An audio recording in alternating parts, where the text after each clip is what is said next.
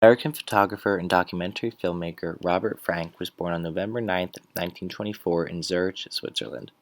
Frank was raised during World War II in Switzerland, and the threat of the Nazis had an everlasting impact on his future. His career in photography started not long before he immigrated to America in 1947. Frank turned to photography, where he landed his first job in New York City as a fashion photographer for Harper's Bazaar. Working as a fashion photographer, Frank traveled throughout South America and Europe for his work. In 1950, Frank returned back to America and collaborated with Edward Steichen and was featured in the Museum of Modern Art. His travels are featured in his work because it is often seen as photography the portrayal of America as a bleak and lonely place. Frank became a popular name in American culture and was known as "the man who saw America" after his publication of his book The Americans in 1958.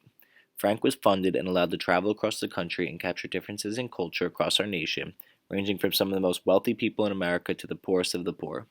Frank captured all the differences in American society and allows every single American who picks up this book to have some relatable feeling.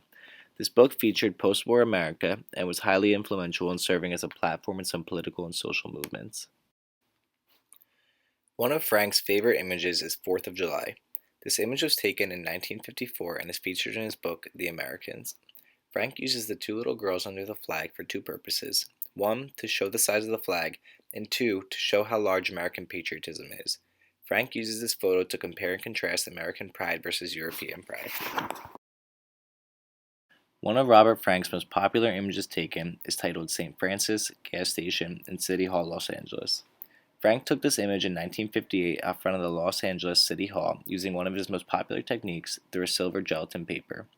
Angled at a low perspective, Frank makes the statue appear to the viewers much larger than it really is.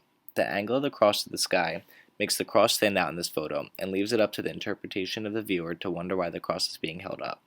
The statue is the subject of the image, even though it is slightly off-centered.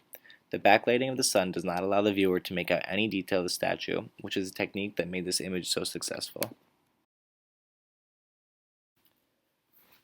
Another popular image taken by Frank on a silver gelatin print is titled Elevator, Miami Beach in 1955. This photo features a young female elevator operator. Between the use of the black and white colors and the rule of odds, this image is very interpretive.